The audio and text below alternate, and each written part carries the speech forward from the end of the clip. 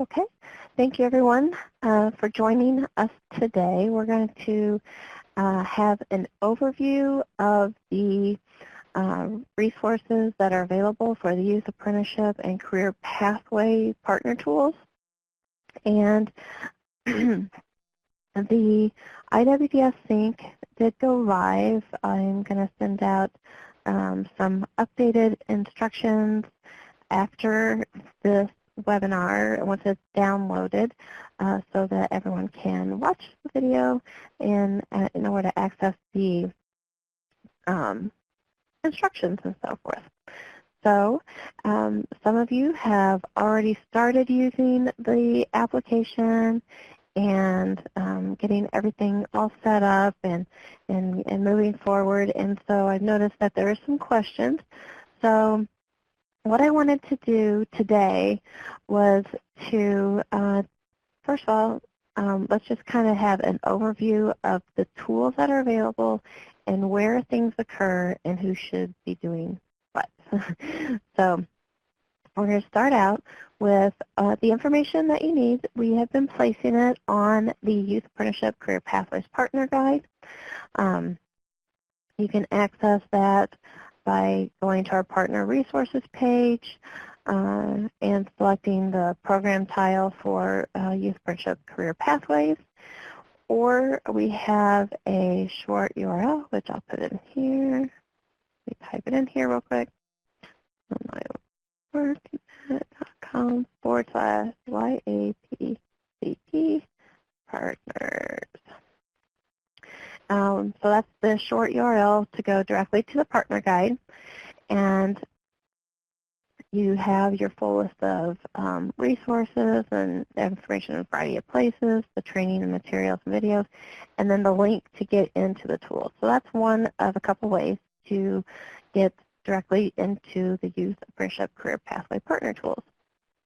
One of the things that I added just yesterday was an overview, because as I started going through and seeing kind of where people are in this process, I thought it might be helpful just to kind of have, just a linear look at things to kind of identify just the high level pieces. So this is available for you to download. And we do, so my very first one, I know I've been talking about this over and over again, but we do have about 7 groups that do not have, at least as of yesterday, we had 7 groups that did not have their training program information into the system. And it's really important that you do that, because if you don't do that, then your customers cannot apply because they will never get past the suitability piece. Another thing that I noticed is that we've had some questions on a couple things, like, a couple of our customers couldn't get through the application. And so we started kind of digging into it, looked at the customers. I was able to log in, to look at the customer's information, and I could see that they never made it past the being recommended for a training program, based on those baseline questions, the hard stops. And so, for example, some of those are, vision, background check, and the ones that we had a little hiccup over were the appearance and the taste and smell areas. And if they're really not a requirement, then just go ahead and make sure that it says, this is not a program requirement. Because if a person doesn't answer those in a way that matches with how you define your program requirements, they'll never actually get to the application piece, because they'll never pass the suitability part of it. So if you have your program, if you've already put your programs in, and it's been a little while since you've looked at them, because I know some of you put them in right away, which is great. Just go ahead and take a quick look at them just to make sure that, the program requirements are how you really want them to be, just to kind of streamline things for moving forward. And if you haven't put your training programs in there, please do. And take the baseline requirement questions seriously, because if they're not accurate and a person enters information and they answer their question, honestly the way they're supposed to, then there may not be a match. Okay. So then the next part is to complete the online suitability application. And it's important that they complete the online suitability application. We do have a handout here. Let me go down to suitability instructions. So it talks about why to do it. It gives you the link to the application. It tells them kind of what they're going to go through with the pre-screening part of it and then the applying part of it. And they need to go ahead and to complete the online application in the system because it does a couple things. One, it routes that person to your area, to your group, to your customer support center area for your organization. And then it also does the suitability piece to make sure they pass the suitability questions.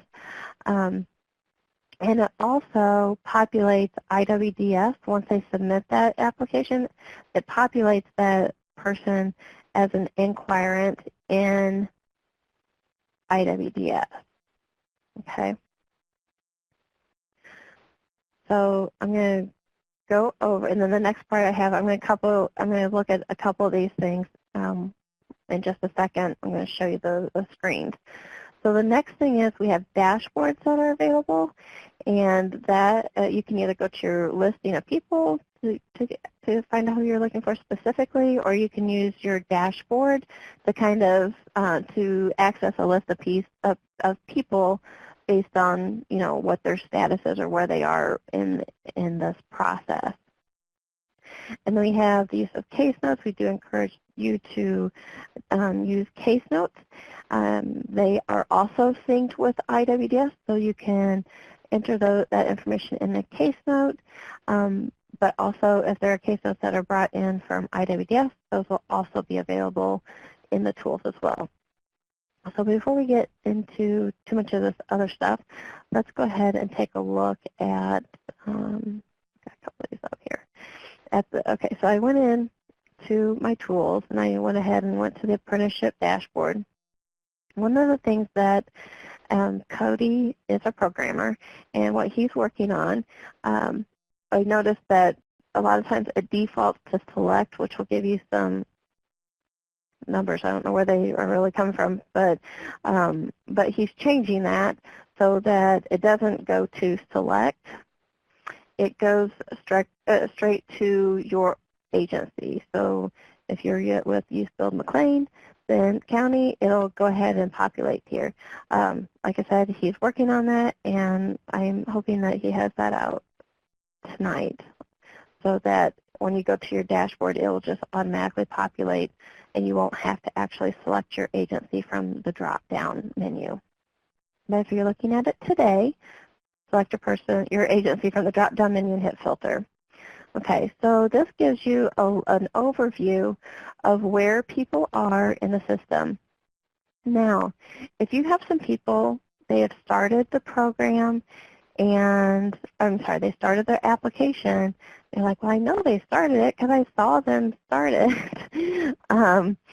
But if they never get to the point where they actually select the provider, which is you, then you won't see them on this list. If they stop before they ever get to the provider where they're selecting a provider, then you will not see them on your dashboard because remember, I said the application is used to route the customers to the appropriate providers, and within that application is where they select the provider, which would route them to you, which would put them on your dashboard. So if they never get to that part, they never get on the dashboard for you.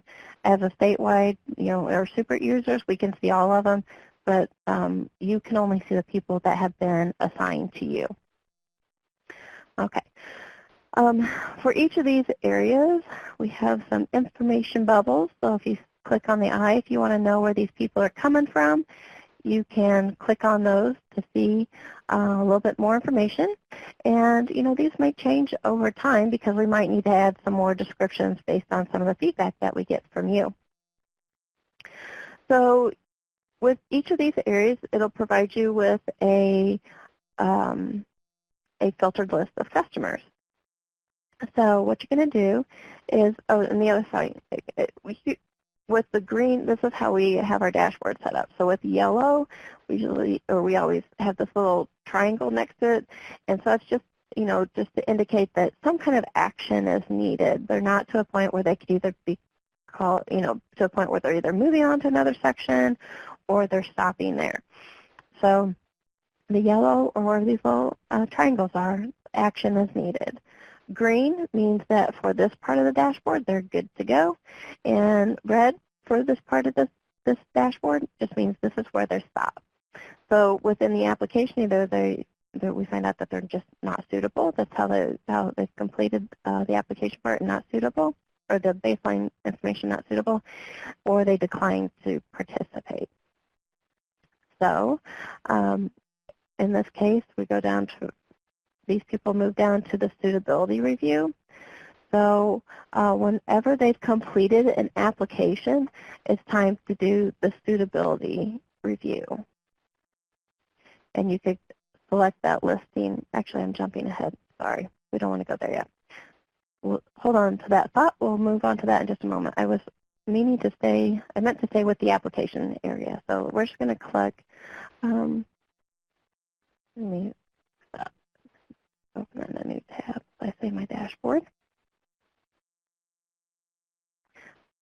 Okay, so I opened up my list of customers. I just opened it up in a new tab, and I see the listing of people that have completed an application. With your customer list, you can do some advanced searches. So if you this is going to be your overall, right now this list I have is filtered, but this is going to be your overall customer list. So you could have this filtered list if you want to. You can see that the filter is pre-selected. So when I go here, this was the applications that are completed or submitted. But if you wanted to narrow it down with additional filters, you could do that. Or if you're looking for a specific person, you could use their IWDS user ID. Just know that there's additional search criteria that's available. Okay, so I'm going to go ahead and look at one of my people. For this person, they've submitted their application.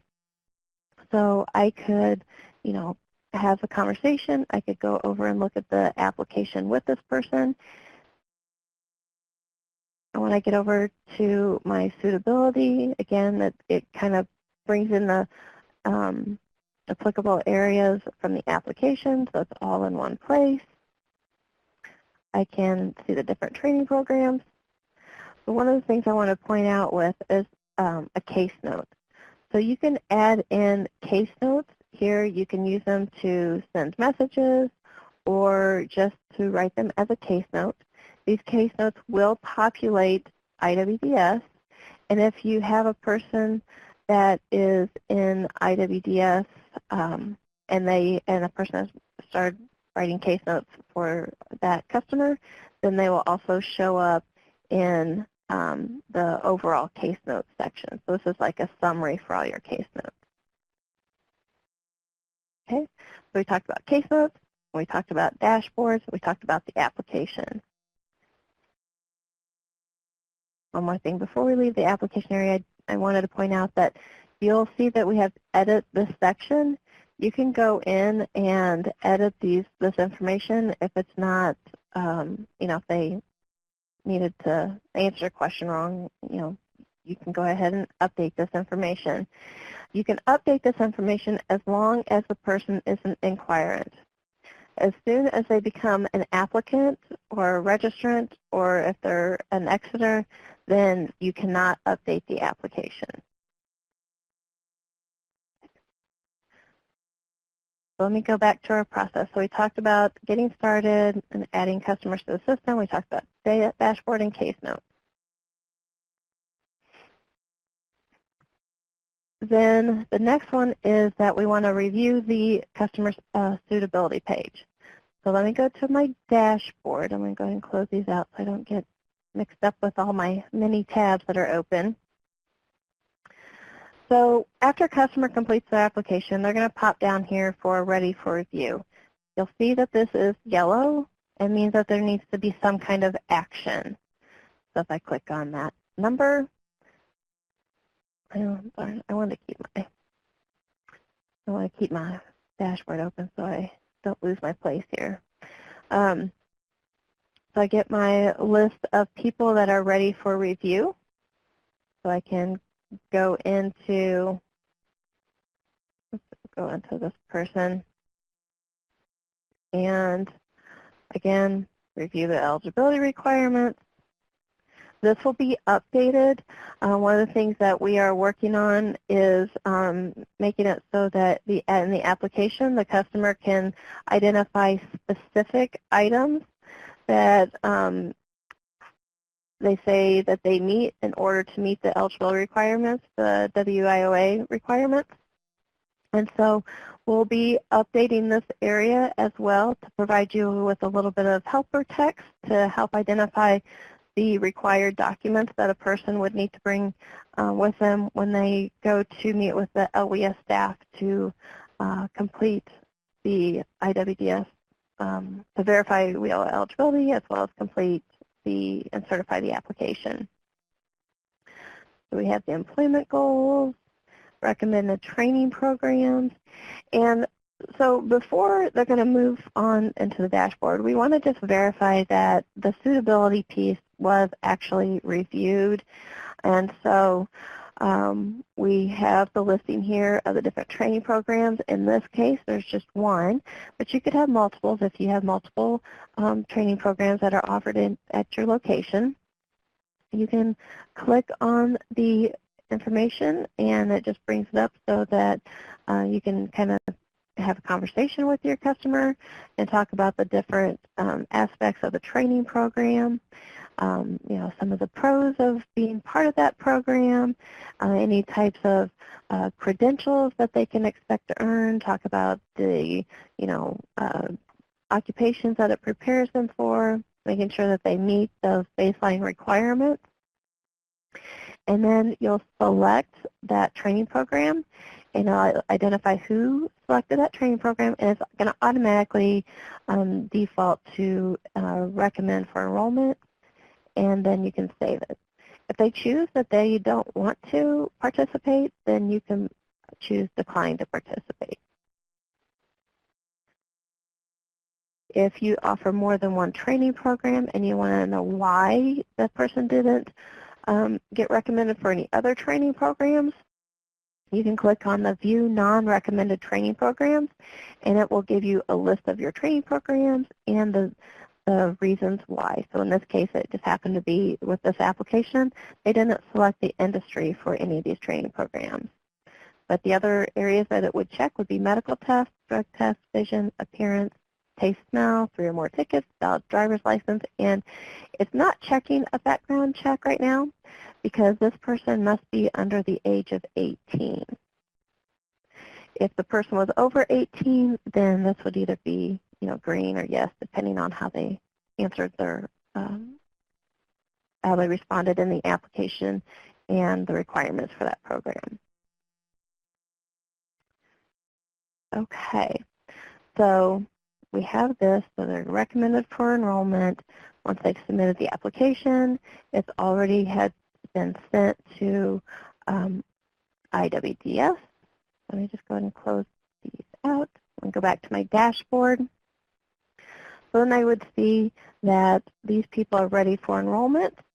So once they have been marked as ready for enrollment, then what you'll see is they'll move down to the next section, and this is brings back the status of where they are in IWDS. Are they an inquirant, an applicant, a registrant, or are they been exited? So you can go ahead and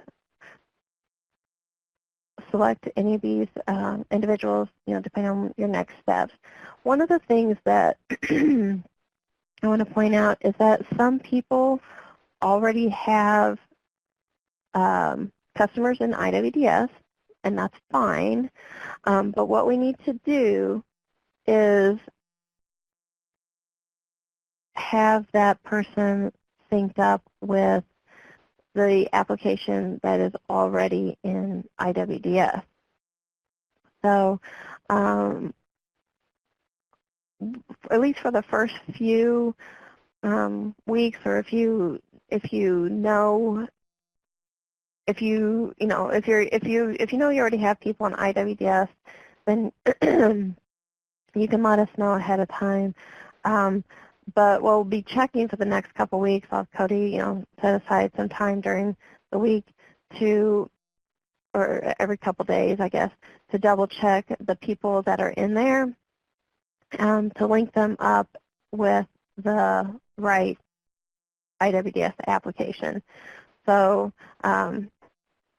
when they complete the application, the way it works is it's synced up with IWDS, so it's going to go into OEA 90, and it's going to look for, it's going to create an inquiry application. And so what Cody would need to do is he would need to go in there and, find the person, and if they already have an applicant or registrant application, then he would just, directly sync those two together. So once those are synced, then you'll be able to see the different records coming in from IWDS that have already been entered in for that existing application. So we'll just kind of, keep checking on this and keep up, let us know if you need some people synced that aren't already synced. But the very first step is they need to complete the application in LMyWorkNet so that we can sync them up with the existing application that's in IWDS.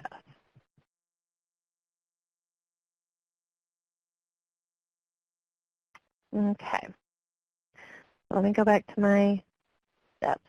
Okay, so we've reviewed the training programs. The providers have verified WIOA eligibility and identified the documentation that's required.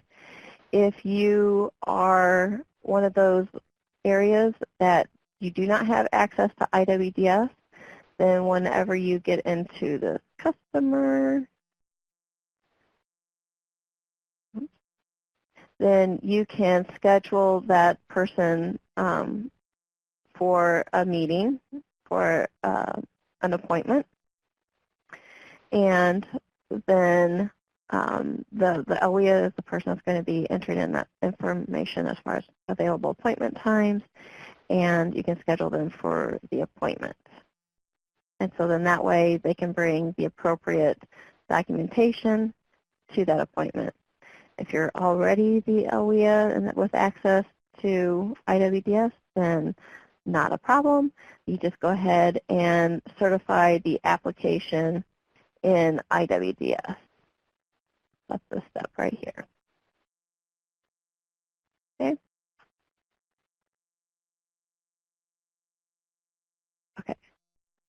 Okay, so the question was, so they can be entered into IWDS before WorkNet.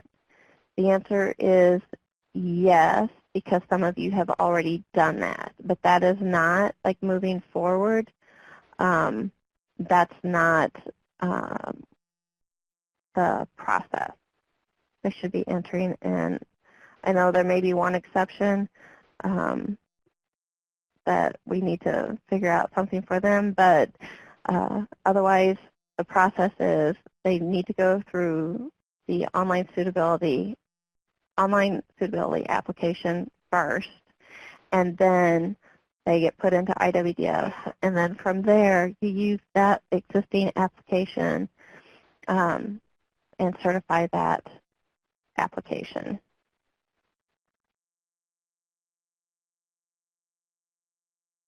Okay, so then the next area is we need to go ahead and start filling out our progress page, because that's where we have, you'll do your basic assessments. I can show you where we have some assessment information, but then we'll be filling out the progress page. Okay. Let me just go to I'm going to go to a person that I know has already been synced up. And again, I'm on test, so if some of this stuff looks weird, it's because it's on test. But what I did, I went ahead and I wanted to choose somebody that I knew had some services with IWDS that had been synced up.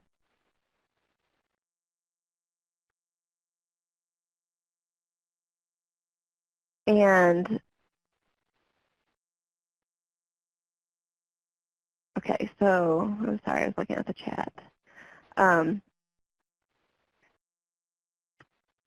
Okay, so anyway, where was I? Okay, I went to people that have their registrants, and we have our list of registrants, because I want to go ahead and pick somebody that I know has some information synced up. And so I'm going to go to the progress page. And if you are a person that does not have access to IWDS, we're just going to start at the top of this list here. If you have access to, if you don't have access to IWDS, what you're going to want to do is one of the first things you're going to want to do is select a person that is your LWIA contact. Okay, and then you can select yourself or whoever needs to be added as the contact. So you can view the contacts. You can see the listing of contacts that are available for this person. The reason why it's important for those non-access to IWDS people is that we need to know who to send the notifications to when you need information entered into IWDS. So then we have the enrollment and employment information, and this is information that's being pulled in from IWDS. We are also working around on an update for, there's at least one area that offers multiple training programs, and the person may be entered into multiple training programs. So we are working on an update that would allow you to be able to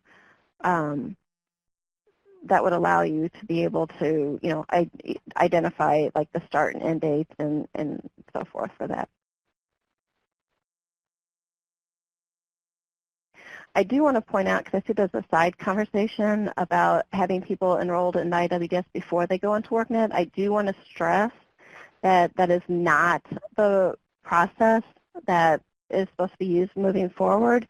There may be one exception, but that will be up to Commerce to make that final decision and how we want to handle that. But I do want to stress that the appropriate way to get them into the system is to have them complete the Only WorkNet application, and then they will be put into IWDS. There are some people that have already been working with customers, and they already are in IWDS, and so we kind of have to deal with that.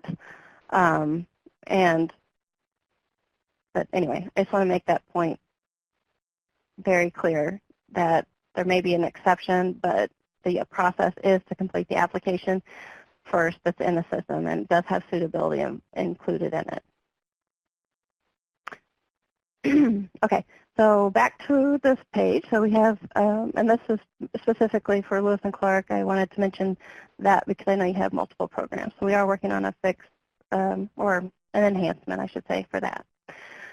We have the goals information, so you can look at the training program information, look at their overview, stuff, information from their, it came in from their application. If they have any information that's already been added in Employment 101, you can take a look at that. You can look at the information that was added here for their immediate employment goals, time available and the ready to work. Now remember, this information is coming from their application. So you wouldn't be able to update, their employment goals, and over time that's going to change, once they get a little bit further into it, you might need to update some of that information. So in this case, this person's a registrant, and I wouldn't be able to update their application. But you can update the information right in this section, okay? you can edit it, select update, and it will update the goals information. So you want to review those. And then we have barriers. So the people that have identified barriers in their application, it'll also populate this area. And in some cases, they have additional areas that are kind of like a submenu item that might have additional, just to further clarify what that barrier is, so you can have a conversation around those items. And the whole point of having the goals and barriers here is to help with identifying the services that this person is going to use. So some people, they're used to the term, the ISS, Individual Service Strategy. And so that is something that, you would, if you're familiar with that, is to basically put together a plan of activities or services and, the start and end dates, and it's putting together your plan. In WorkNet, we typically call it the Individualized Services Training and Employment Plan.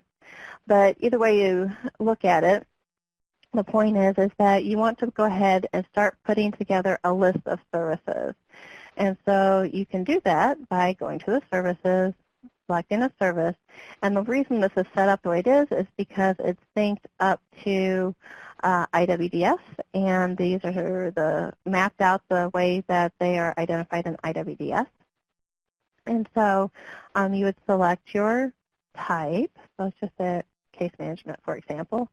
And I'm going to say, in this case it's WIO funded. I'm going to say case management. If I haven't started yet, I'm going to just say it's not started.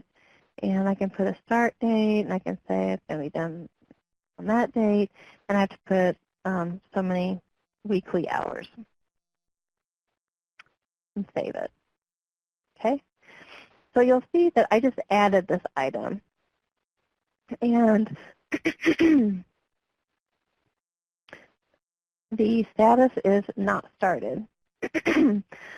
As you go through, you can create your plan, and you can add in a listing of services. So maybe it's, case management, maybe it's mentoring,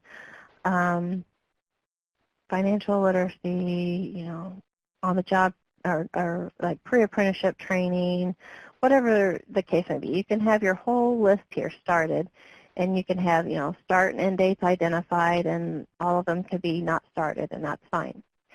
Once something has started, if you have access to IWDS, you can just update that information in IWDS. You don't have to submit a request or anything.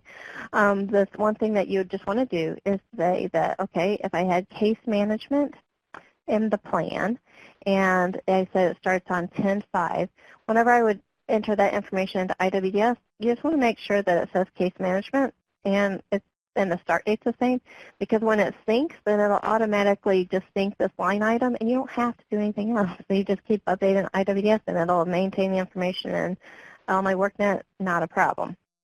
For those of you who don't have access to IWDS, then you'll go ahead and update the information in this section. So the one I just added was use case management, and I say, oh, we have started this today, and it's going to warn you that this is a staff-assisted service that must be entered in through IWDS.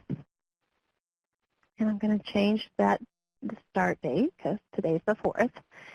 And you'll see this button now. It's not just save, it's submit request. So if I wanted to make a note, I could make a note. If I wanted to add in a service provider, I could add in service provider information. If it was applicable, I could add in credential information, and I would submit my request.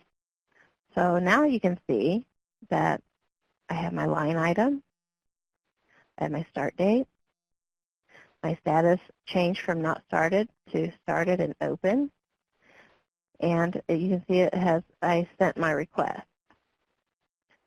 Okay? So midday every day, a summary message is going to populate an email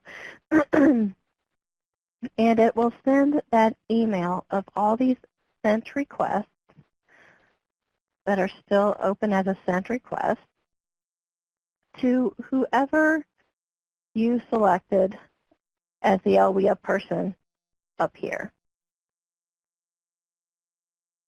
Okay. And so they will update it in IWDS.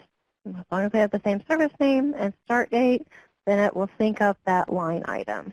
So you can see this one was synced up, and it's from IWDS. So you can see that I cannot remove anything that was entered in from IWDS. These open sent requests, I can remove those. That's not a problem. But anything that was entered in through IWDS is still, you can't remove. And then we have a section for credentials. So any of the credentials that come in, they will be added here as well. Excuse me. And then you have an area for uploaded documents. So one of the things that I want to make sure that it came up in a training that we were at the other day, and I think it's worth noting, is that you don't want to upload any documents that have like a social security number or something like that.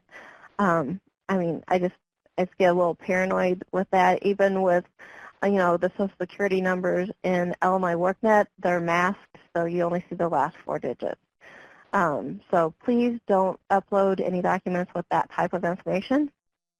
Something that would be fabulous for you to upload would be, for example, this one, it's a test one, so it's a skill certificate, from Lincoln Land.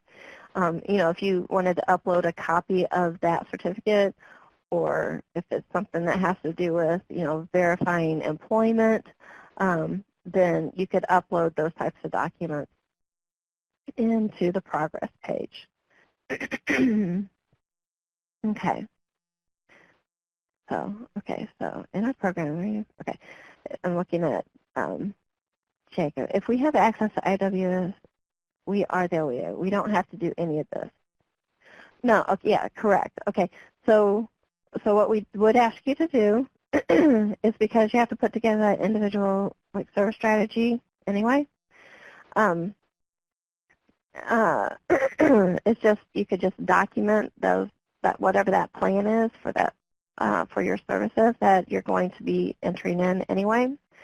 Because in IWDS, you can't put a service in there as not started. So this provides a tool for you to identify the services that the person is going to receive, and then the customer will have a view of this as well, and they'll have the updated view.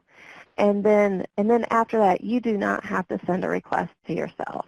As long as this service name and the start date are a match, it's just going to keep, anytime you update it in IWDS, it's going to run a job at night, and it'll update the information in all these people, just because they're already synced. If you update it in IWDS and you don't want to wait for the job to run overnight, you just click this button to sync with IWDS, and it does an individual on-demand sync as opposed to an everybody sync. So that's a lot of information. I know that's a lot of information. We do have instructions on this, and this is the first time we've been using this request back and forth tool. So I'm sure that there will be room for enhancements, but we just need to start using it so that we can find out and streamline the process. We've had quite a bit of feedback already, so I think that it should be, we're starting out of the gate good. Okay, so the other area we have is the services and outcomes. And so one of the things that we try to do whenever we're in WorkNet is we give you more than one place to do something. So we might, give you, also I'm going to have Cody add a button here so you can add a service from this page as well. But, if you add your services through the progress page or coming in through IWDS, this gives you a listing, a summary of those services, and then you can, filter it or by the start and end dates. And what's kind of nice is you can export those. This is especially helpful when it comes to the case notes because we have a case notes tab. And again, I want Cody to add a button here where you can add case notes from this page. But we have a variety of places in WorkNet. In this particular program, it's under Suitability and Progress, where you can add case notes. We want to give you the ability to add a case note, at the point of where you are, so we don't force you in only one way to enter case notes. And so the Case Notes tab gives you a summary of those case notes that were entered. So you're going to see all the case notes that were entered in from the Suitability and the Progress page. Plus, you're going to see the notes that were entered in from IWDS. In this case, Jen Pott said, see all my WorkNet for the actual individual service strategy, which is what he was referring to on the Progress page. We also have an area for assessment, and Chelsea went over this last week. So if you didn't have a chance to look at that webinar, then go ahead and take a look at that webinar. And what you'll see, we have the the different areas: skills and benefits, employment 101, NASI, observational evaluation, worksite evaluation, and the skills and interests. This is being updated, so this will look a little bit differently, not much, in the very near future. And these are the assessments that are available through Illinois WorkNet. And then you have the ability to add additional assessment results, whether it's the basic skills assessment, which I'm sure you'll be entering in through IWS, but if you have other assessments that you would like to enter into Illinois WorkNet, you are definitely welcome and encouraged to do so. We're trying to build out the library of assessments that are used so we can use those to identify best practices. We also have the Optimal Resume tab because we have an Optimal Resume tool, which has resumes, portfolios, letter builder, different types of assessments, interview practice, all kinds of things are available in Optimal Resume. And you would, as a partner, would be able to see whatever the customer has as those saved results, whether it's a resume, cover letter, interview practice, portfolio. Those will all be available here. And that's part of that webinar that Chelsea provided last week as well. And then we have Worksite Placement. So if you have a customer that's being placed with an employer, you can simply add in the employer and the worksite. So you see the employer information, the worksite information, the job, and then you can see how many number of openings, how many full-time positions. So if there were 5, this will just count down, as you fill up those positions, and you can see who has that, who's been placed. And then there's a payroll upload piece to that as well. So again, those instructions are also available in the partner guide. Okay, let me go back to my process steps because I think I flew through the rest of these because we were running out of some time here. Okay,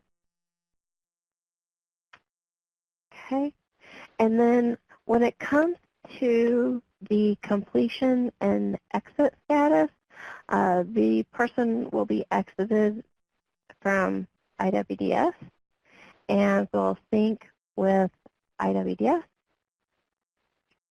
So then you'll have the information as far as completion status.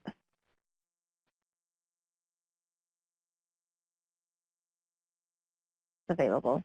And all that will be tracked on their progress page. Let me go back to this person. So if you think about it, the progress page is really the overall summary, high-level overview of where the person is in the program, and kind of contains their program information. So if there's additional information that you need that is not being collected or made visible in this area, then just let us know, and we can talk about ways to make sure we accommodate what you need for your program. Okay. Any questions? I know we had a few questions that were coming through.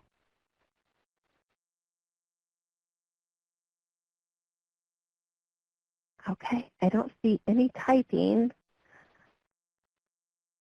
So we'll stay here for just a few moments. I'm going to go ahead and move this down. And so if you haven't already checked in, you can go ahead and check in. And just remember, your go-to place, if I can get to my page here, is the Youth Apprenticeship Career Pathway Partner Guide. And we have, the past webinars that are available. You go to training and materials, training materials and videos. We have the related resources. So I went ahead and put up the resources that we had available that cover the topics that I was talking about. Those are available right now on the training materials page. And then we'll also have to download this video and upload it.